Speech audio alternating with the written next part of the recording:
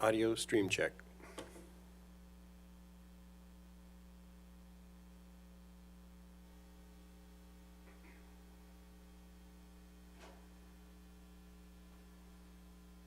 Audio stream check.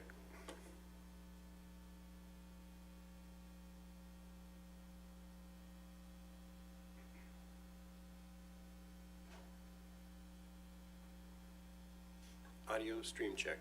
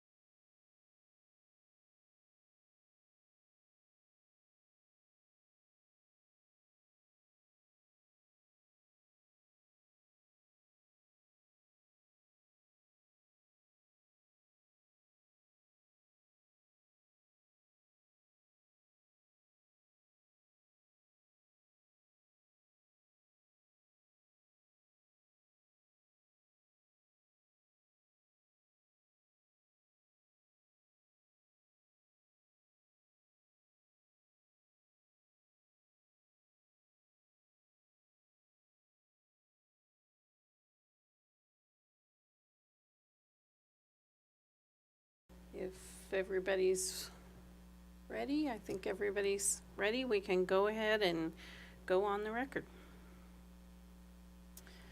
Good morning.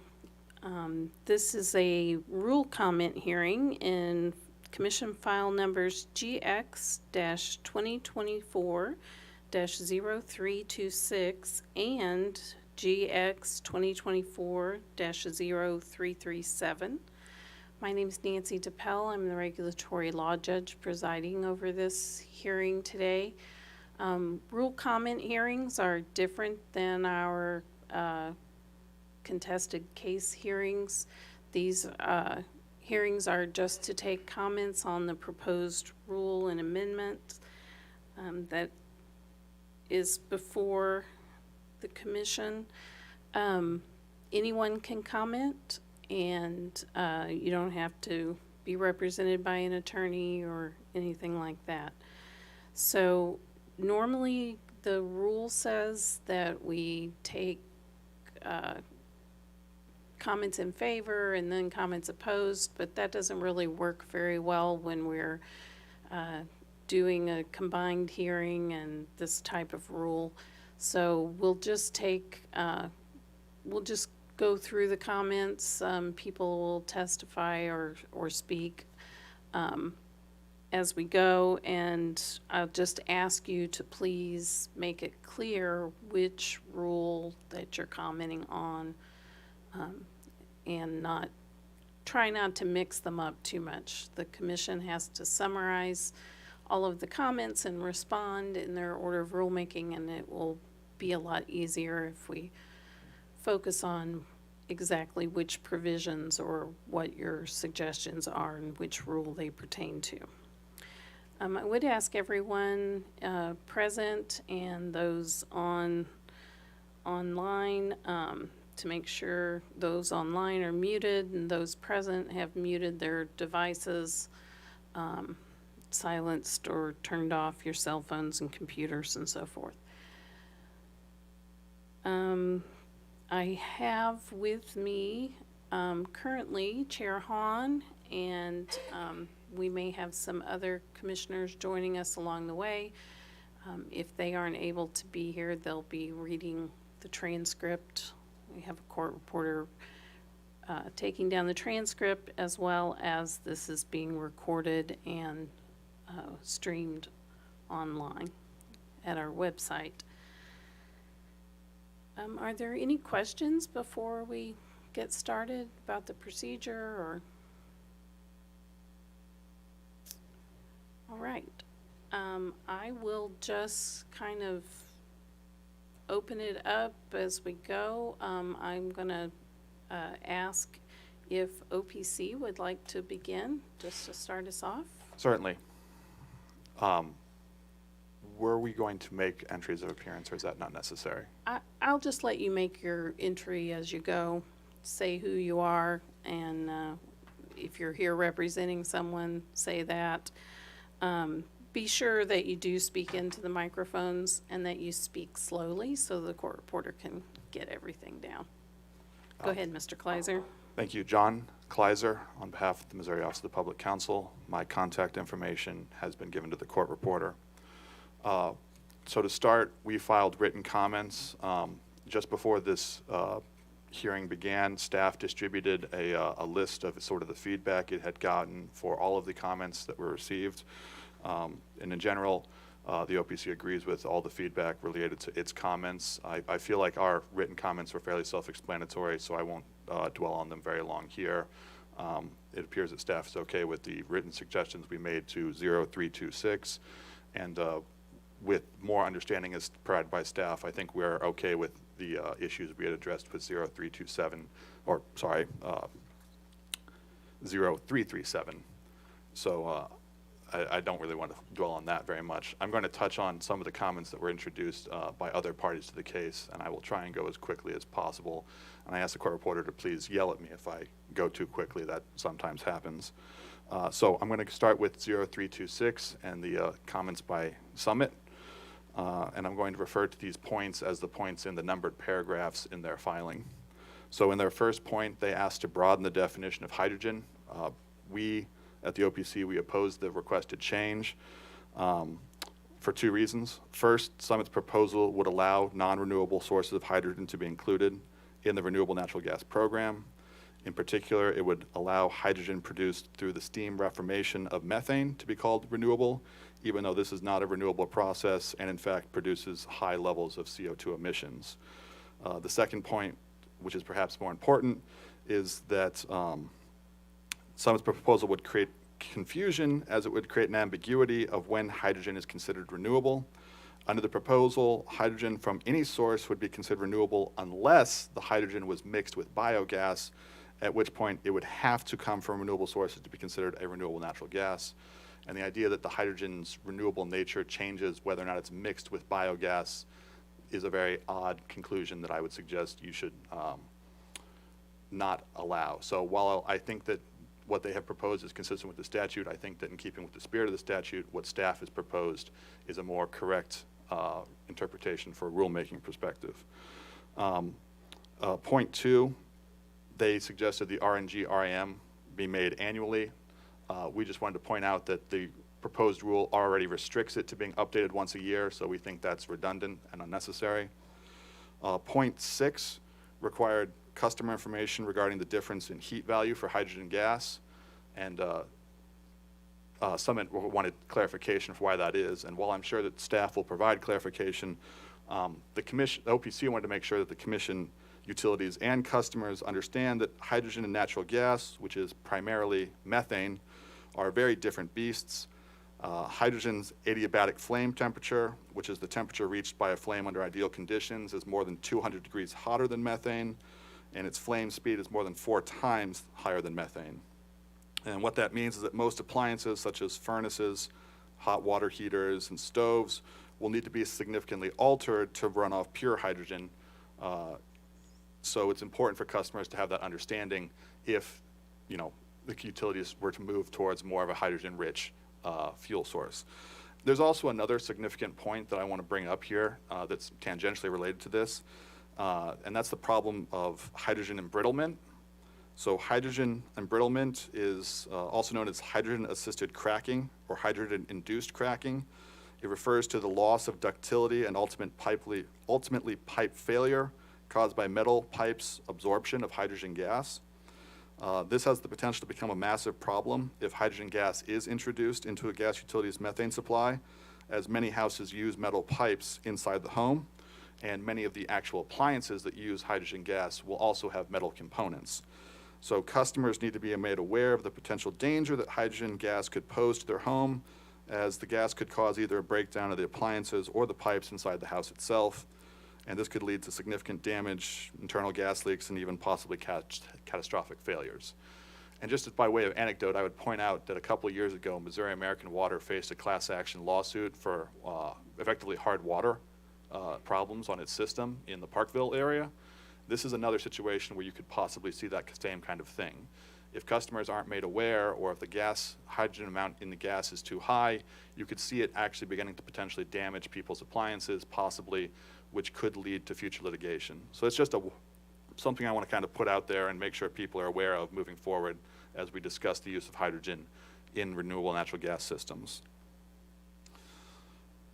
So with regard to 0337, Spire really had one point, which was Summit had one point, which was questioning the need for monitoring, given the third-party monitoring already done by natural gas producers. And here, we just want to point out that subsection 12 of that rule requires the utilities to install an isolation device, which allows them to cut off the supply of RNG to their main pipe system. And as long as you're going to require that isolation device to be there, which the OPC supports, the utilities need to be having the monitoring capable to know when to trigger it. So relying on third-party monitoring poses a problem because you're relying on a third party to tell you when to trip your isolation device. Or alternatively, I guess the utilities could hand control over the isolation device to the third parties, but that would be probably even more problematic. So while I think that I respect their concerns that that's going to create duplicative costs, the need to ensure that you're properly monitoring for that isolation device, we think would trump that. So moving on to the comments made by Spire, Missouri, and I'm going to go back to 0326 rulemaking. The first point that they raised was a request for clarification on whether CCNs are required. I think that this is going to potentially be a contentious issue moving forward, but I wanted to lay out that as far as right now, there's no need for a clarification of the rules because I don't think the rules require a CCN. I might be wrong on that. But the OPC wants to express its position that a CCN would be required for gas utilities building gas generating facility by way of an analogy to the legal precedent concerning electric generating facilities. So some background, right now we have case law that requires electric utilities who build a generating facility inside their own footprint to request a CCN from the commission, and we think building a gas generating facility like a biogas system would require that same level of application just by way of analogy. Point 3 raised by Spire was allowing more than just renewable identification numbers or RINs. We completely support this to the extent that we can monetize renewable natural gas as much as possible. We want that monetized as much as possible because that supports both the program and ultimately the customers. And I think that staff has already made a change that also moves towards allowing more than just RINs. So we again support that. Point 5 requested clarification regarding the cost of capital components. And we think that this is unnecessary at this stage because all the rule is really requesting is that the company identify what capital components, meaning cost of capital, capital structure, et cetera, they used in their application. I don't think that I do not believe at this point in time that the commission needs to make a determination on what the proper capital structure would be in any given case. The rule itself just says you have to tell us what you used when you made the application, and for that purposes, that's fine. And the same sort of goes for point 6. Again, they requested clarification on the billing methodology. We think that the rule just says you have to say what billing methodology you used when you filed the application. There's no need for clarification at this time.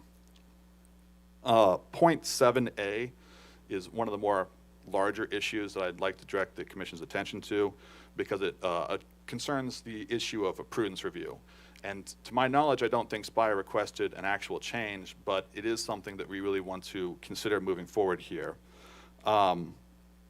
Because what Spire appears to be insinuating, and I apologize if this is not the case, is that the rate case prudence review should be disfavored or else held to a higher standard because the commission will have an opportunity to review the prudence of RNG projects multiple times before then. And the problem that the OPC sees with that is that we're not entirely clear when other parties do get to challenge the prudence of a program. So at a broad level right now, there's, I would say, 4 times theoretically that you could consider prudence. You have the RNG program application, you have a CCN application if it's necessary, and that's an open question. You have the RNG RAM, which is the intra-rate case recovery mechanism, and you have a general prudence review. The past commission precedent up to this point has said that there's no prudence evaluation for a CCN. So if we don't change that, that one's off the table. The RNG RAM is based on the ISRIS mechanism, which also doesn't have a prudence evaluation as part of the case itself. The prudence evaluation comes later in the rate case. So that theoretically leaves really just the RNG application for the program as a whole. Okay, the problem there becomes how much information are we getting and how committed is the utility to what's in that program? Because the way that the statute is drafted, it suggests that the program requires you to identify what you might use to secure the renewable natural gas, but that could be subject to change. And in fact, if situations change between when the application for the program was approved and when they actually go to build plant, we might want them to change. There's a scenario, for example, where the company might come in for the application and say, hey, we can procure natural gas by building this plant that'll cost, I'm just gonna throw out numbers, $5 million annually and produce revenues in excess of $6 million. OPC is gonna get behind that, right? That's producing positive revenues. But if when it comes time to actually build that, you've had some change in circumstances, for example, let's say a new tariff comes down on steel and that raises the price. So now it's $8 million annually to build. At that point in time, we would want the company to reassess. So just having a prudence evaluation as part of the RNG application process doesn't really get to those kinds of concerns. I think that if the commission were to move towards a position where they wanted to ensure the company had a commitment that things were prudent before they put steel in the ground, the best course of action would be effectively to require a CCN and then to include prudence evaluations directly as part of that CCN. Now, I'm not advocating that that's necessarily the best way to go, but if that was the way the commission wanted to go, that would be the best avenue for it. So again, at a broader level, I just wanted to lay out there that as of right now, it's not entirely clear when exactly the commission expects other parties to bring prudence challenges to an RNG program. And we would just like clarification on that, given sort of the comments made by other parties. I'm going to move on. In 7B, the company points out a contradiction or apparent contradiction in the rules. The OPC agrees there does appear to be a contradiction there. It appears that what, from our perspective, staff was asking for was effectively that in the event of a disallowance, it would be recovered in the next RNG RIM, but only over a 6-month period. We think that's doable if that's what staff intended, and I haven't had a chance to go through their handout yet to make sure we think that can be accomplished with a simple change, but I'll let staff address that. Point 7C, there was a whether or not we should be using the company's specific short-term debt for calculations of the RNG RIM. We do believe that using the specific short-term debt is the best way to reflect the actual capital costs incurred on a company-by-company basis. However, to the extent that the commission did want to move to something more generic, instead of the prime -2, or is it +2? No, yes, instead of the prime -2 that the company suggests, we would suggest using Standard & Poor's A2 or Moody's P2 30-day commercial paper rate as a better substitute for short-term debt costs than prime -2. Point 9, the revenue sharing requirement for the sale of renewable attributes. There is a slight bit of confusion on our end regarding what Spire is proposing here. The cost of renewable natural gas, as in the actual molecules of gas that are purchased, we think that should flow through the PGA. If Spire or another utility intends to buy renewable attributes divorced from the gas, we don't think that that should properly flow through the PGA. We think that that can be recovered through the RNG RIM, could be recovered through a general rate case. We're not opposed to the recovery, but we think the PGA should remain pure for just the recovery of molecules of actual gas. So to the extent that they're proposing to flow through the cost of purchasing renewable attributes divorced from natural gas, we disagree that that should flow through the PGA, keep the PGA clean. There's a second part to point 2. Well, that was the second part, apologies.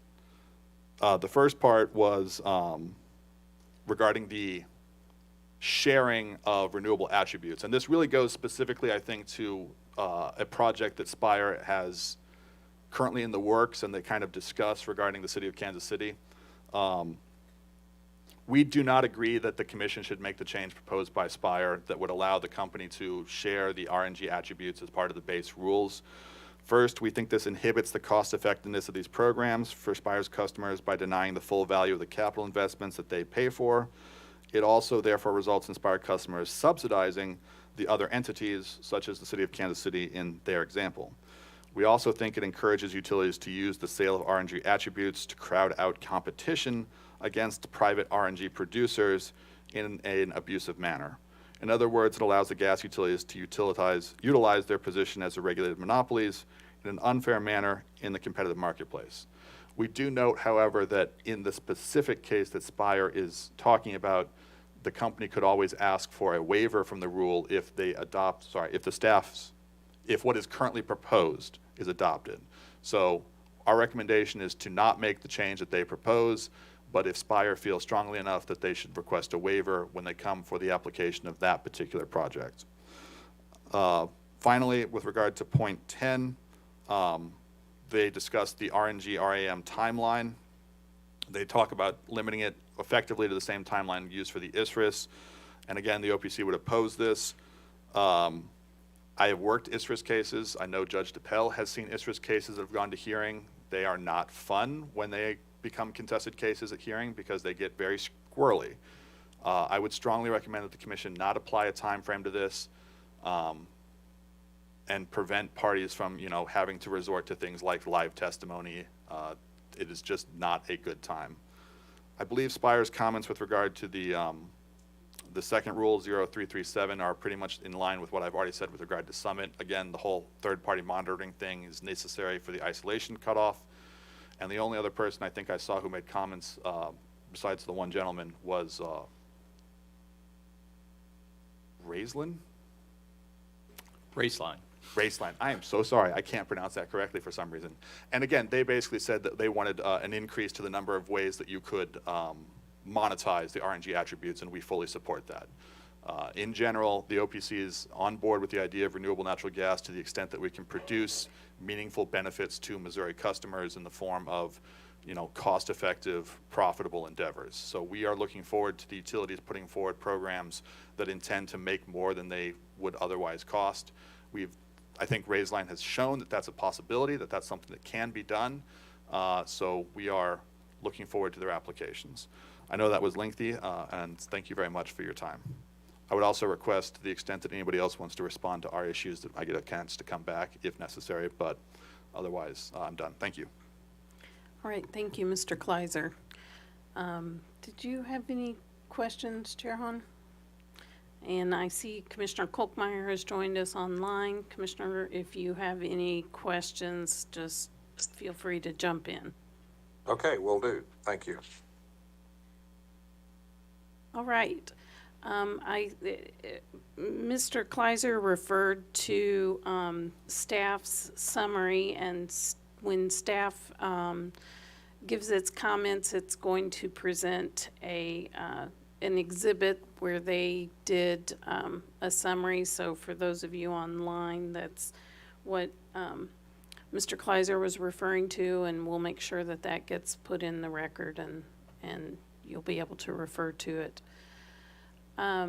But for now, we're going to save staff for later and just go ahead with the next commenter, and I'll just start with the council tables here in the front.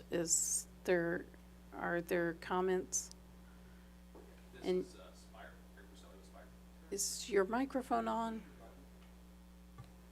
There you go. Okay. All right, this is Eric Buselli with Spire, and I believe I gave my card up there earlier, so you have my contact information. Okay, just make sure when you talk into that microphone. All right, thank you. Well, first, Spire would like to thank the Commission and its staff for furthering the process to support renewable energy development and use in the state of Missouri. And I'd much like to echo the Office of Public Counsel's comments that staff did a good job synthesizing the information and comments gathered in GW 2022-60 and brought forward a solid draft of rules relating to utilities offering renewable natural gas programs. Spire submitted comments on July 17th to the two dockets questioned today, and we didn't really have any comments that were in opposition to any of the proposed rules for the RNG program. Rather, our comments fell into three general categories. The first was just a request for clarification on intent of what staff might be looking for to make sure we can provide the information that they need to properly regulate. Any verbiage tweaks for clarity and consistency purposes we threw out there, and then we did have a couple suggested changes. And while we have received the comments that staff provided to everybody this morning, we're still kind of working through them, but we'll have a few high-level comments we can address as well today. So first, I'd like to address, let me find the section here real quick. OPC had a comment on,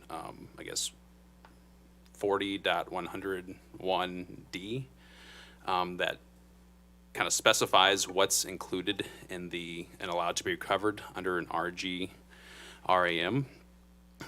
Initially, it just include prudently incurred costs and the pass-through of benefits and savings.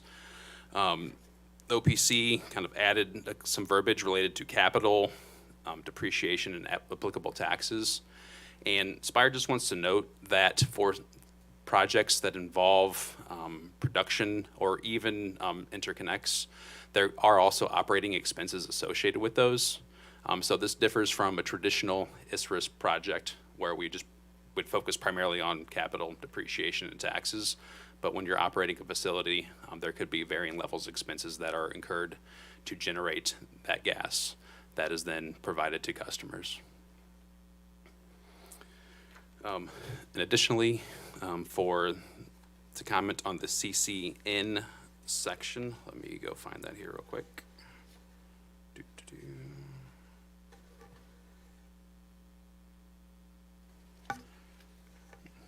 I think that was 400 or 40.100/2. Looking at staff's comments, it looks like the proposed rules require the utility to apply for a CCN for each RNG infrastructure.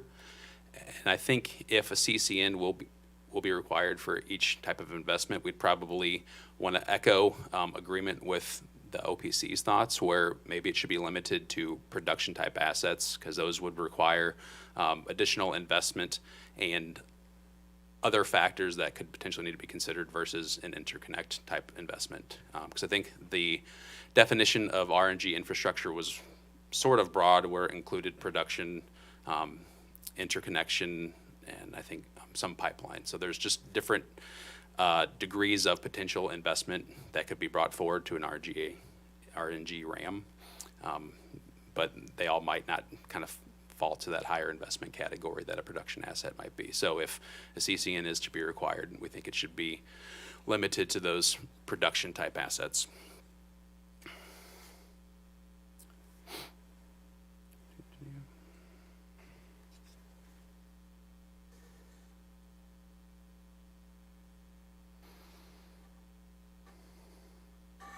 Sorry, I'm just skimming through the staff's comments real quick to see if there's something that we want to get out today.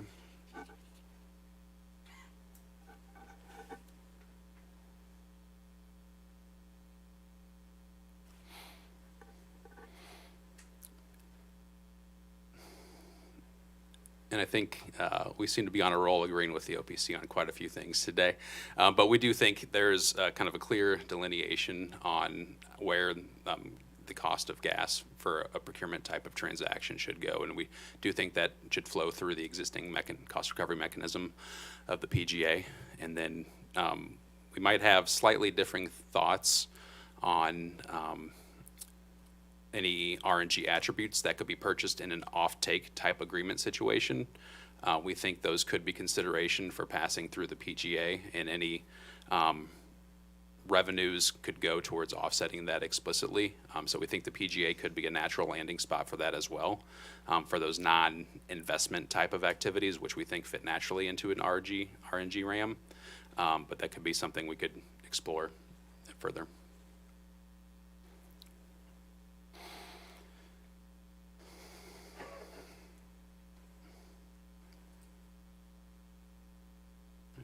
And I think that kind of summarizes the bigger comments that we want to make sure we address today with you all. And again, just want to thank the commission and staff for doing a great job kind of synthesizing and working through the feedback that was provided earlier.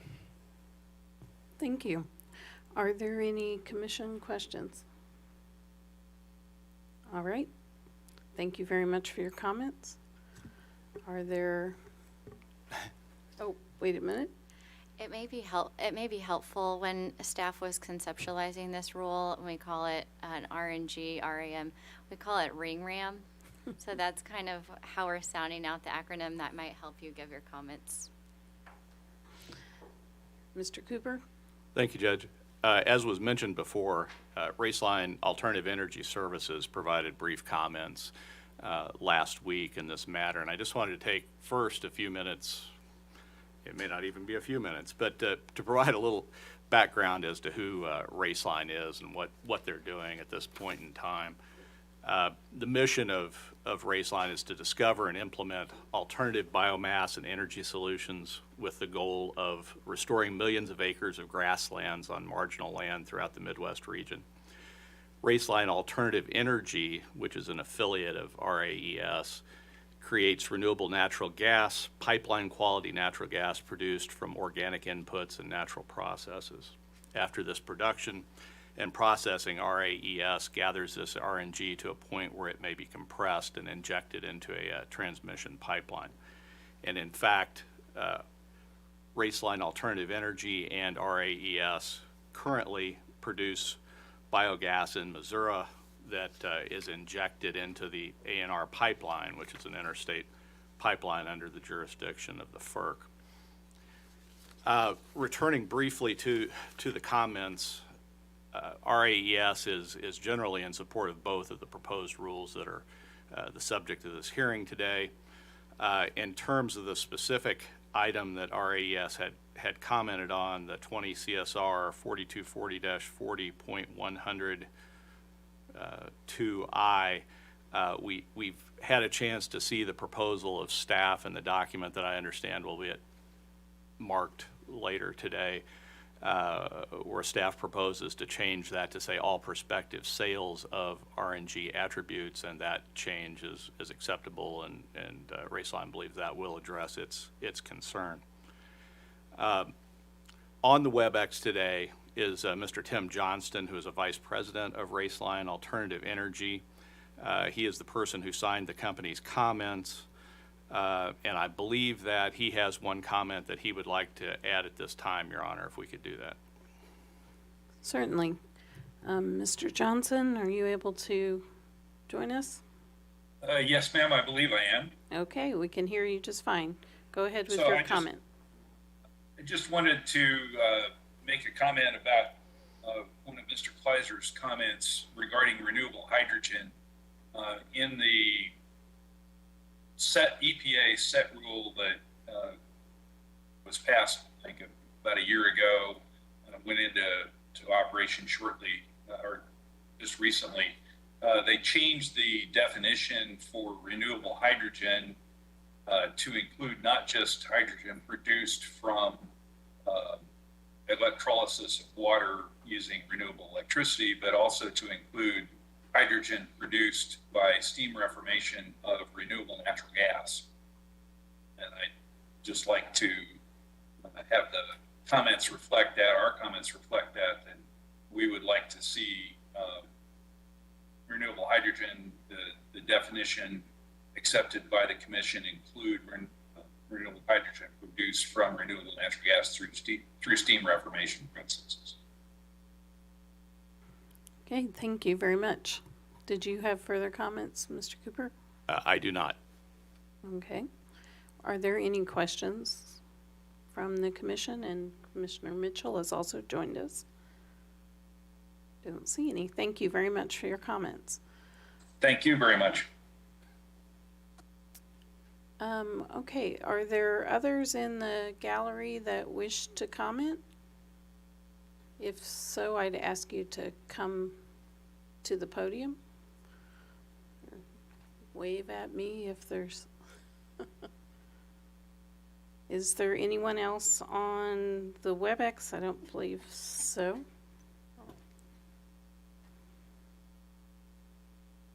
Okay, well, staff, you want to give your comments? Thank you.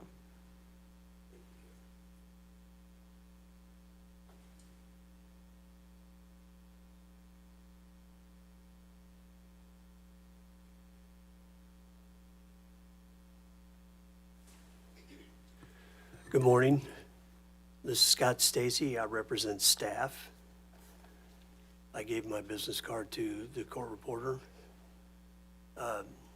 May it please the commission. Staff is in support of these rules, 20 CSR 4240-40.100, which is the new RNG rule, and 20 CSR 4240-10.030, the gas quality standards rule.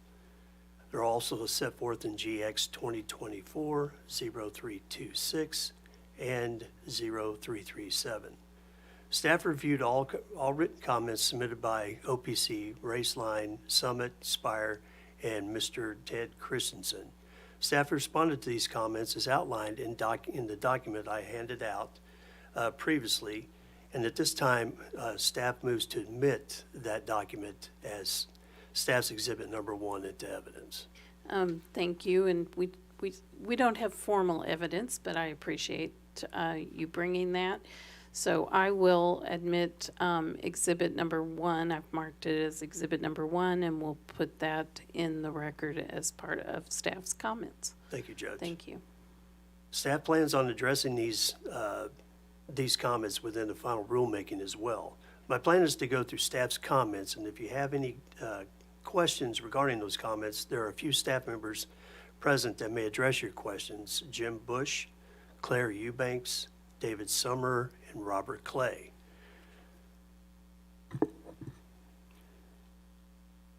OPC submitted a comment prudent under 20 CSR 4240-40.100, subparagraph 4, subparagraph D. The current text states prudence reviews respecting a ring ram. A prudence review of the costs subject to the ring ram shall be conducted no less frequently than at intervals established in the commission proceeding in which the ring ram is established.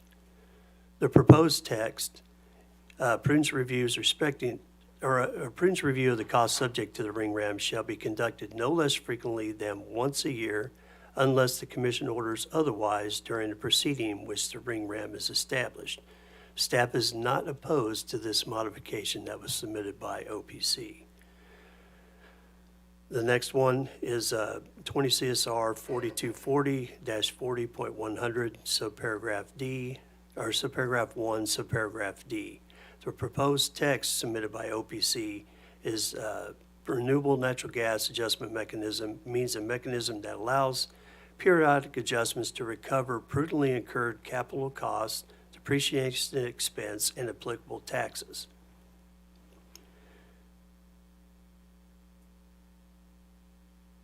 And again, staff is not opposed to this modification. Mr. Stacy, just if you wouldn't mind pausing for just one moment. Sure. It might be helpful after each one if any of the companies have modifications or feedback on that particular one to just ask to offer those comments, just to make sure we understand the party's position on each of the recommendations. Sounds good. Commissioner. Yes, go ahead. Judge, are we supposed to make those comments now as Chair Hahn just I think Chair suggested? Hahn is saying it might be a little easier to have it as a discussion at this point, correct?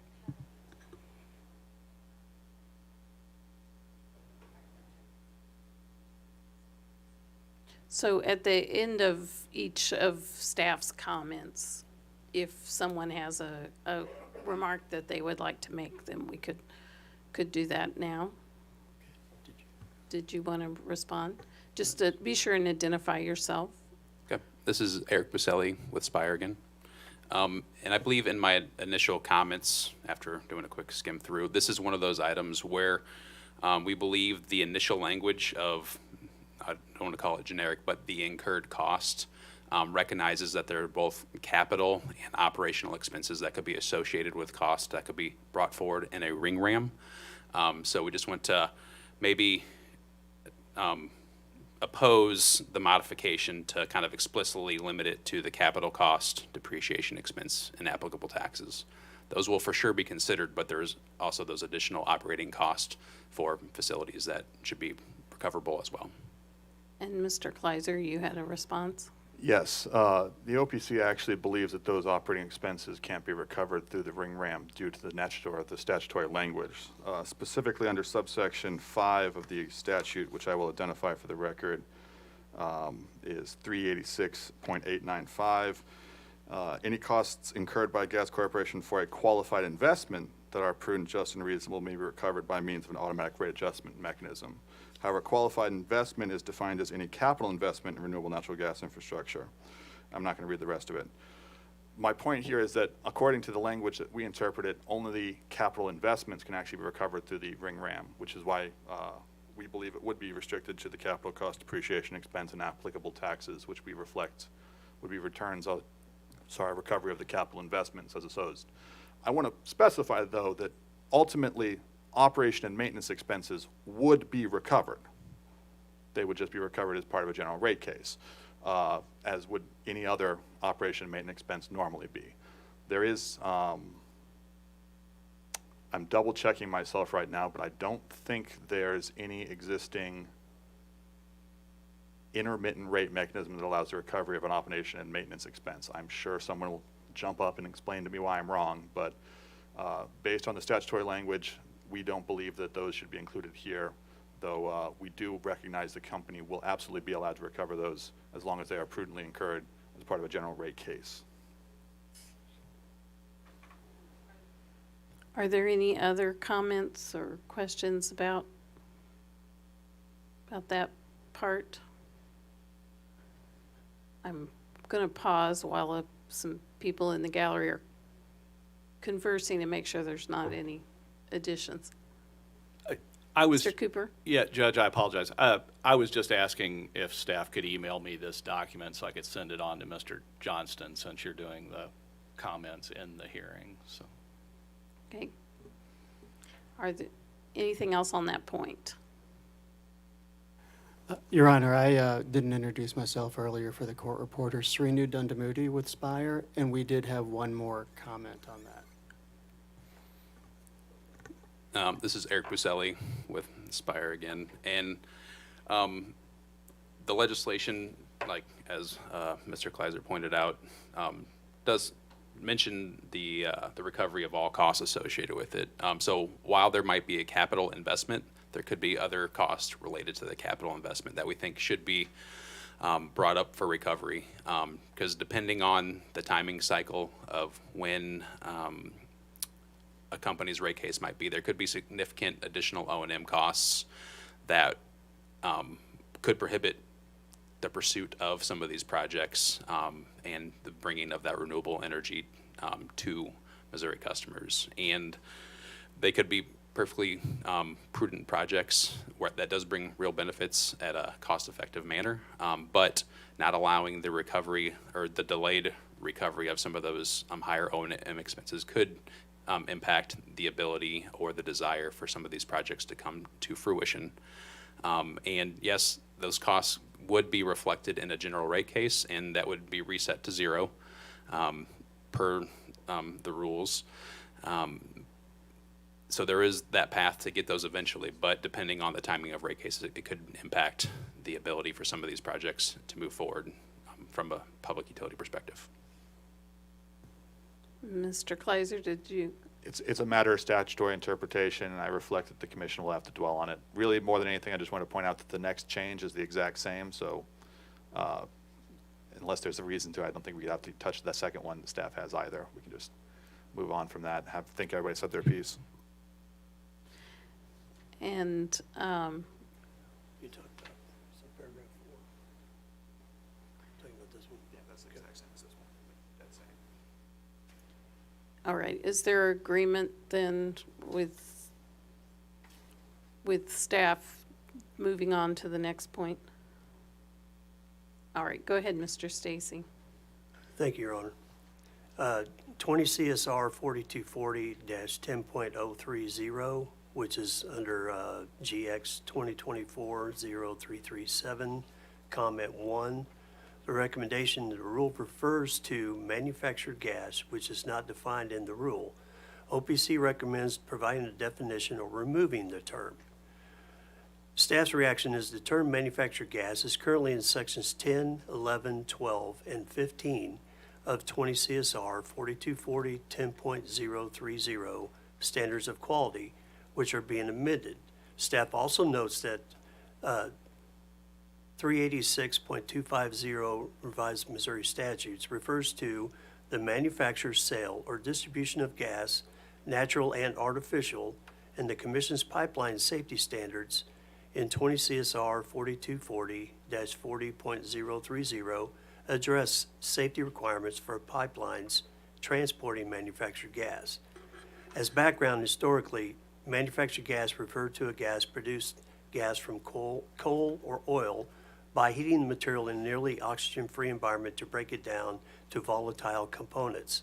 The gas created from these volatile components was used as fuel for lighting and later for cooking and heating.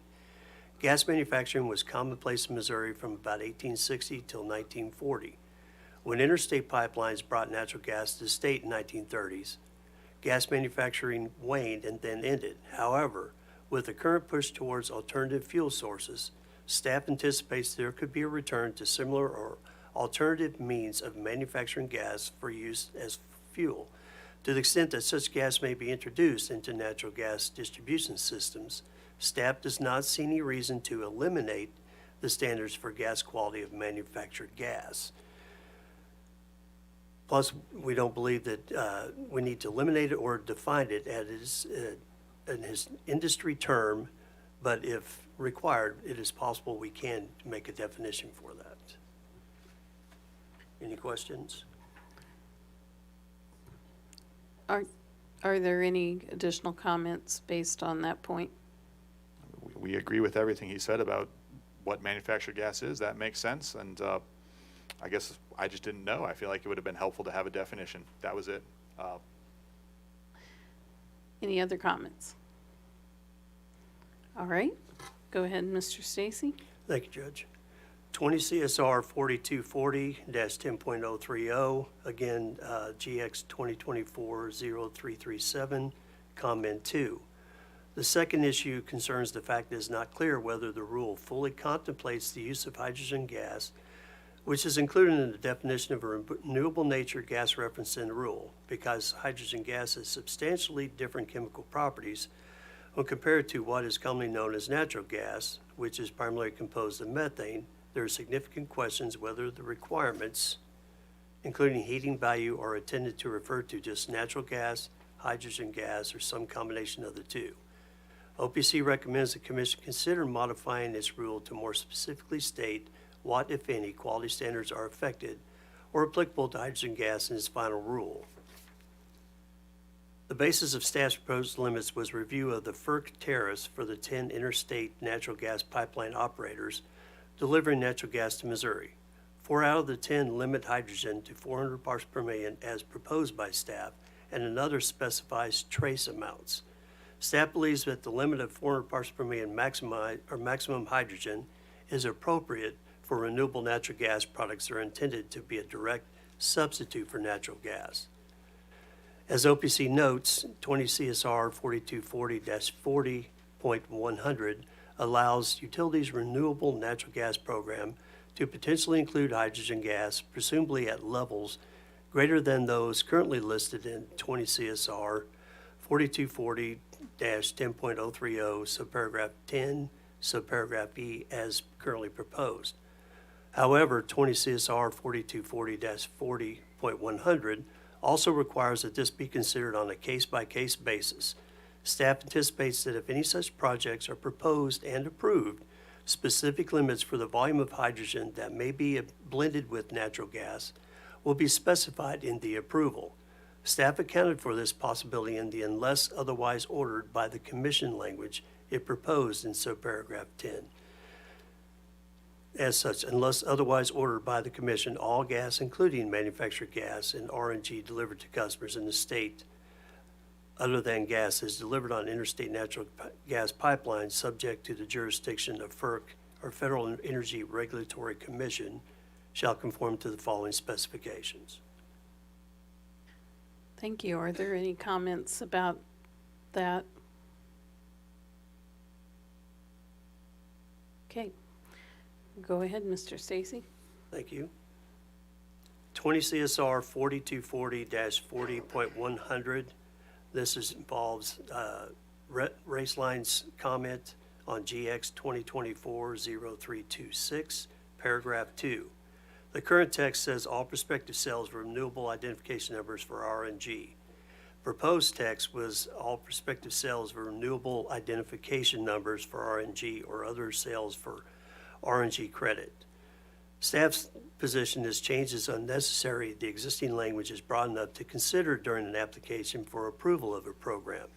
However, we have some alternative language that staff could amend, and that would be all prospective sales of RNG attributes. And are there any comments to that? Oh, only as I stated earlier, that Raceline would support that alternative language that Mr. Stacy just described. Thank you, Mr. Cooper. Mr. As with Kleiser? as with the OPC, we support the alternative language. Thank you. Spire supports that as well. Thank you. All right, Mr. Stacy, go ahead. Thank you, Judge. 20 CSR 4240-40.100, subparagraph 1, subparagraph C, subparagraph 2. The current text is hydrogen gas that is derived from electrolysis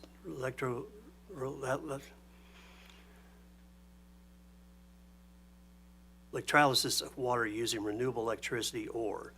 Proposed language is others, or the current definition excludes other hydrogen production methods such as steam, methane, photobiological fermentation, and others. Summit proposes a broader definition be implemented to be inclusive of other methods of hydrogen production. Staff recommends no change be made to the rule at this time. As additional renewable hydrogen production methods become feasible, parties may propose a modification to this rule. Chair Hahn, you had a comment? A question. Earlier in testimony, Mr. Johnson, through the WebEx, mentioned that this RNG definition should match the federal definition. Does staff have feedback on that suggestion, and has Raceline provided that federal definition to staff? We have not, from Raceline's perspective, that arose today during the hearing, so certainly can, but I can't say that we have at this point. Okay. Just a moment, please. Would you like to address that?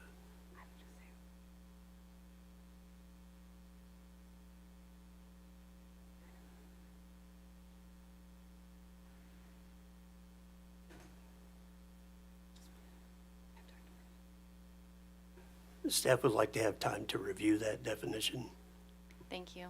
And Writ large, and then C, methane derived from biogas and hydrogen produced from renewable energy sources. That's in the actual statutory definition. So the question becomes, are you saying that only hydrogen, like on its own, can come from anywhere, but the second you start mixing it with methane, it has to come from renewable energy sources? Because that's kind of how I would read the statute in its weird definitional section. And I don't think that anybody here has proposed like a pure play hydrogen LDC system. So the second you start injecting hydrogen into methane, it would appear that you're falling under subsection C of subsection 6, the definition, in which case it has to come from renewable energy sources. I'm not trying to make an argument for why it should be that way. I'm just saying like that appears to be how it's written, and it is slightly confusing, but it's something the commission has to grapple with because you have these two different definitions in the same area that creates confusion. Did you have anything else, Commissioner? no further questions. Thank you. Any other comments on that point? All right, Mr. Stacy, go ahead. Thank you. Under 20 CSR 4240-40.100, subparagraph 1D, that was also in GX 2024-0326, paragraph 2, submitted by Summit. The current text is renewable natural gas adjustment mechanism, RINRAM, means a mechanism that allows periodic adjustments to recover prudently incurred costs and pass-through benefits. Request to add language, no frequency clarified for the periodic adjustments. They recommend that RINRAM be filed annually. This annual filing will include a review of the proposed rate adjustments to recover these costs from customers. Staff prefers either the existing proposed language or OPC's recommendation, being allowed to determine on a case-by-case basis. The timelines for prudence reviews give staff the flexibility to stagger gas corporation prudence reviews.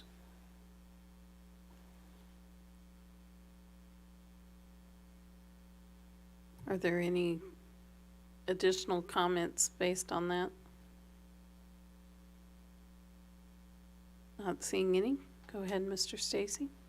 20 CSR 4240, 40-100, subparagraph 2D. Current text is an explanation of how the utility will match generation with customer usage, be it on a retrospective or percentage basis. Summit indicated in paragraph 3 in GX 2024-0326 comments, it is not clear what information natural gas utilities are required to provide to the PSC. It would be valuable to receive further clarification on that required information. The staff indicates proposed language is intended to seek information about the seasonality, timing of production of renewable natural gas versus its usage by customers. Are there any additional comments? All right, go ahead, Mr. Stacy. Under 20 CSR 4240-40.100, subparagraph 2, subparagraph K, subparagraph 11. Current text, the cost-benefit analysis, including but not limited to estimated costs of procuring the same volume of natural gas from a pipeline, including estimates of the price per million British thermal units by month for the life of the proposed RNG project, and Summit in paragraph 4 indicates an estimated cost may not be available for all years depending on the estimated project life. A 5 to 10 year projection is recommended to balance short-term and long-term financial planning, initial program phases, and assess the long-term sustainability and cost effectiveness of proposed projects. Staff's position is any reasonable cost-benefit analysis will consider costs and benefits over the same time period. A cost-benefit analysis over the life of a facility needs to incorporate operations, maintenance, replacements of parts as facilities age, etc. Recovery of the investment will occur over the life of the facilities, thus the cost-benefit analysis should cover the same time period. Any comments? Go ahead, Mr. Stacy. 20 CSR 4240-40.100, subparagraph 3, subparagraph B. Summit submitted a comment on GX 2024-0326, paragraph 5. Their request for clarification provide clarity on essential components and considerations to be included in the feasibility analysis. Staff's position is that feasibility analysis should cover market demand, technical feasibility, financial viability, and operational capabilities. And any comments, questions? Is there anyone here from Summit? No. Okay, since Summit can't respond because they're not present, unless any other party has comments on the changes that Summit proposed, maybe we just skip through Summit's, since we are just clarifying information that they requested be clarified. All right. Do you want to just skip it? I'll skip Summit questions, and I'll move to page 9, comments by Spire. Sounds good. 20 CSR 4240-40.100, subparagraph 2. Spire submitted comments on GX 2024-0326, paragraph 2. Request addition, applications under this rule do not supersede a gas utility's obligation to apply for the certificate of convenience and necessity under section 393.170 RISMO unless the proposed RNG infrastructure is in a location that is already certificated. Staff's position is the proposed rule requires the utility to apply for a CCM for each RNG infrastructure. And are there comments from Spire? This is Eric Buselli with Spire again. I get reiterate our comment from earlier that if a CCN is to be required, it should be recognized that RNG infrastructure encompasses a broad variety of types of investments. including interconnects, pipeline, and then production assets. Those, I guess we would recommend that it would be, a CCN would be limited to those production assets if one is to be required, because those are typically the ones of larger scope and kind of outside the norm of our business. I believe interconnects, we have those on our books already and can make those investments. And I don't believe a CCN might be required for those currently. I'd have to look into that, but that would be our comment, just if one's going to be required, limited to those production type investments. Any other comment? I'm going to make a play here. Apologies if that doesn't work. I just note that, and Mr. Stacy appears to be just reading off kind of the two columns in this, and I respect that. I think staff did a really good job putting this together. Given the current state of affairs, would it be possible for us to just take a very short break and let other parties read through this and see if they have any comments to what's written? Just because I feel like otherwise we're just going to be reading through this entire thing. Is that completely unreasonable? It seems like it might expedite the thing. And again, I'll just stop talking if you think it's better we just plow ahead.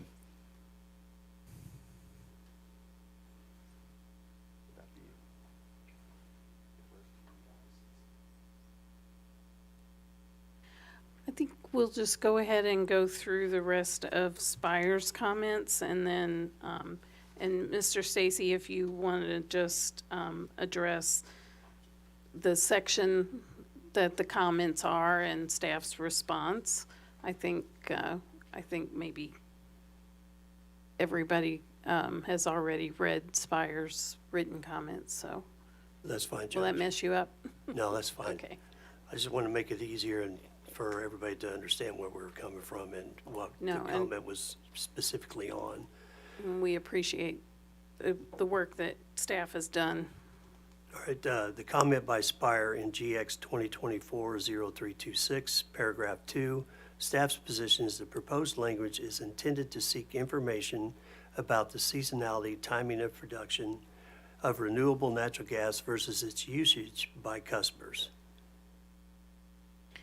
And did Spire have any response? Okay. And anyone else have any comments or response? Okay, go ahead, Mr. Stacy.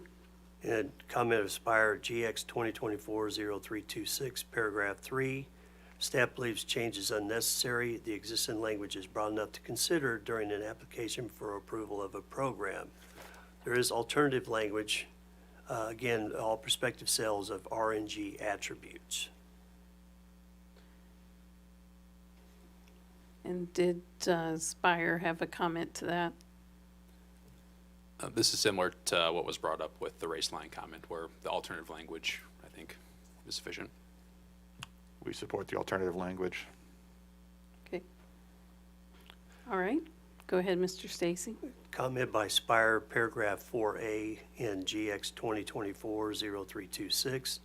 The proposed rule language does not prevent gas corporations from providing support for the inclusion of reasonably estimated benefits in a cost-benefit analysis.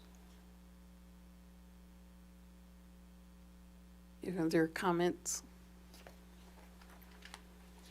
All right. Go ahead. Spire comment GX 2024-0326, paragraph 4B. Staff's position is any reasonable cost-benefit analysis will consider costs and benefits over the same time period. A cost-benefit analysis over the life of the facility needs to incorporate operations, maintenance, replacements of parts as facilities age. Recovery of the investment will occur over the life of the facilities, thus a cost-benefit analysis should cover the same time period. And are there any comments? Seeing none, go ahead, Mr. Stacy. Paragraph 5 of Spire's comments in GX 2024-0326, staff recommends the most current cost of capital established in the most recent rate case. This is how other single-issue rate-making mechanisms work, such as ISRIS, etc. Any comments? Seeing none, go ahead, Mr. Stacy. Spire comment, paragraph 6 in GX 2024-0326.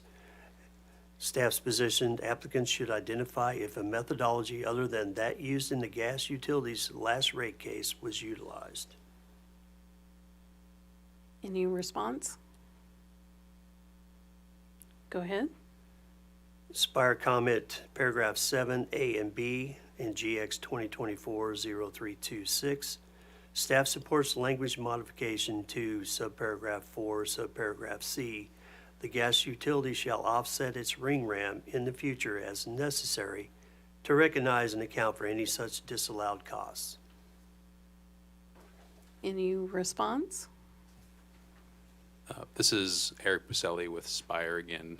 And I guess part of our comment kind of went further to highlight the two sections in there of the ISRS-like language of adjusting a ring ram in the future for the recovery of costs, but we also commented on that 6-month window.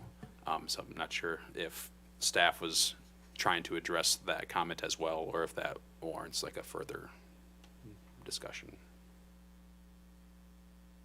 Any further response from staff?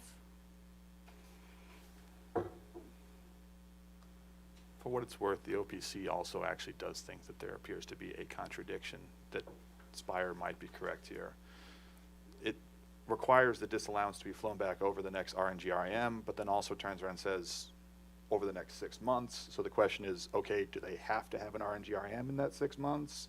Does it have to go back as, you know, does the RNG-REM have to only last 6 months?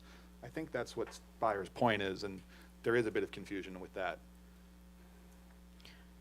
Okay, well, the comments are noted and the commission can take that into consideration and And I'll address that with staff as well. go ahead, Mr. Stacy. Spire comment GX 2024-0326, paragraph 7C. Staff does not oppose that position. Are there any other comments? Again, very briefly, the OPC suggested if you use a generic short-term debt rate, you use S&P's A2 or Moody's P2 30-day commercial paper rate instead of prime -2, as this will more accurately reflect the actual short-term debt rate of utilities, in our opinion. Thank you. Any other comment? Okay, go ahead, Mr. Stacy. Spire's comment GX 2024-0326, paragraph 8. Staff's position is that only the cost of molecules should be recovered in the PGA. Any premium for renewable natural gas attributes should be considered in the ring ram. And are there responsive comments to that? This is Eric Buselli with Spire. I think I might have brought this up in the initial comments, but we do see an avenue for not only the molecule, but potentially the attributes to flow through the PGA. And a situation where that might make sense would be like in an offtake agreement type situation where the utility is procuring both the gas and the attribute.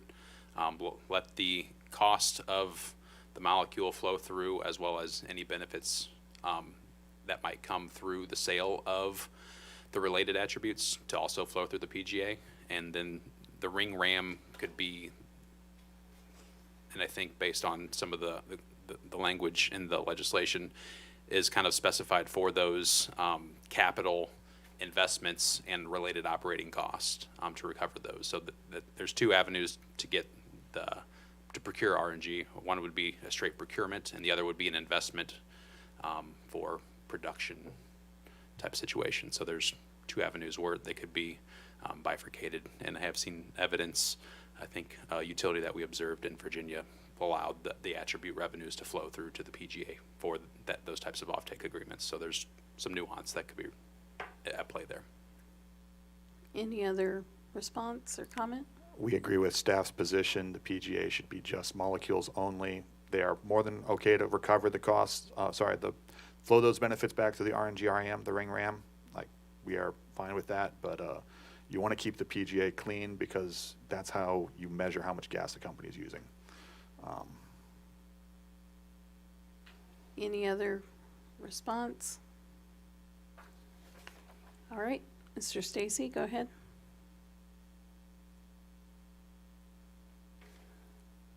Spire's comment in GX 2024-0326, paragraph 9. Staff is opposed to RNG transactions flowing through the PGA. Only costs associated with the molecule should be recovered through the PGA. Rather than the company's proposed language of net revenues, staff recommends the following alternative language. Subparagraph B, all costs and all revenues are passed through to customers as provided for in Section 4 of this rule or through a general rate proceeding. And are there responses to that additional language? Spire's okay with the additional language for subsection B. All right, go ahead, Mr. Stacy. Spire comment paragraph 10 in GX 2024-0326. Staff's response is there is no statutory time frame. At this time, the type of RNG programs and projects being discussed vary greatly in complexity. This makes it difficult to propose a timeline for staff to complete its due diligence and provide recommendations to the Commission. Considering the proposed language is broad and allows the gas corporations to propose a variety of programs using a variety of possible attributes, flexibility on the timeline for a Commission decision is reasonable. And are there any other responses? Okay, go ahead, Mr. Stacy. Spire comment paragraph 1 in GX 2024-0337. Staff acknowledges that not all constituents that may conceivably be found in RNG are specifically required to be monitored under the proposed rule amendments. The constituents for which staff includes limits in the proposed rule amendment are based on staff's review of the current natural gas quality standards in the FERC tariffs for the interstate natural gas pipeline operators delivering gas to Missouri natural gas distribution systems. Staff's intention is that the RNG that is substituted for or blended with the natural gas delivered to a system must be of equal quality as the natural gas that is currently delivered to Missouri and utilized by Missouri customers. To the extent that there may be other less commonly occurring constituents of concern, for example, halogens and vinyl chloride, as indicated by Spire, staff's proposed amendments do not provide specific limits, but instead include the following general provisions. You want me to read those provisions? No, that's fine. Does anyone have any other comments or response to those comments? This is Eric Buselli with Spire. I think part of our comment was just to highlight that some constituents are continuously monitored while others are periodically sampled for testing. But yes, we agree that monitoring will be in place, but just wanted to highlight that some things aren't always continuous. And again, it's kind of dependent on, or my understanding of what the feedstock might be that might warrant different types of sampling and testing. Thank you. Go ahead, Mr. Stacy. Spire comment on GX 2024-0337, paragraph 2. The basis of staff's proposal was a review of the FERC tariffs for the 10 interstate natural gas pipeline operators delivering natural gas to Missouri. 4 out of the 10 limit hydrogen to, I believe we talked about this before, to 400 parts per million as proposed by staff, and others specifies trace amounts. Staff believes that the limit of 400 parts per million maximum hydrogen is appropriate for renewable natural gas products that are intended to be a direct substitute for natural gas. Are there any other comments? There is a staff, it looks like on the next page, a staff recommended change of language. Are there any comments or feedback on that?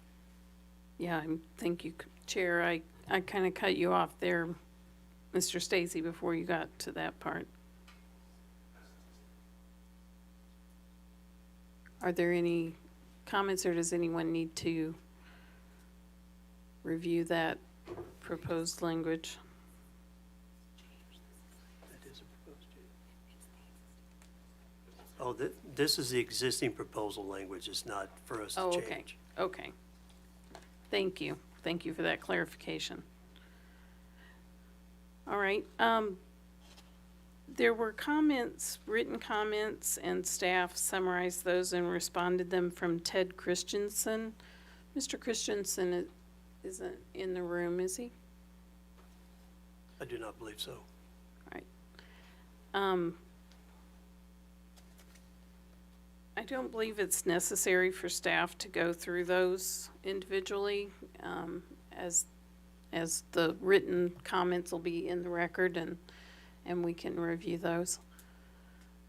Did staff have other comments that they wish to highlight or I do not respond to? believe so at this time, Judge. Thank you. Are there any other responses to any of staff's comments or the other comments that were made today? Go ahead. This is Eric Buselli with Spire. Just want to note that due to getting some of these comments, we might need some time to digest them and just kind of reserve the right to file any additional comments. Because of the way the rulemaking process works, we can't really accept further comments after the hearing. However, you can certainly present those comments to staff and as we're reviewing things, the commission will be able to have discussions in deciding what to put in the final order of rulemaking. But officially, the comment period ends with the hearing today. So, did I muddy the waters there? Are there any other comments, Chair Hahn?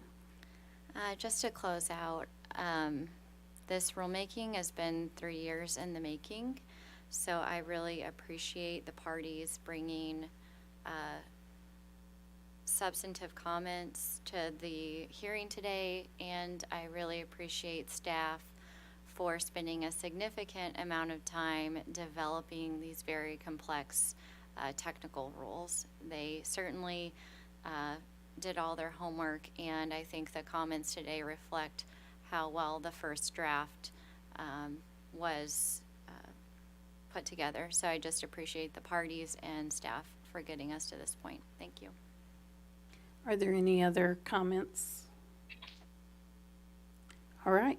This is Commissioner Kochmeyer. Just want to thank everybody for their work on this. And thank Chair Hahn and thank you, Judge, for this. It's been very informative. Appreciate it. All right. I think then that will conclude these rulemaking in the hearings for both cases, and we can adjourn. We can go off the record.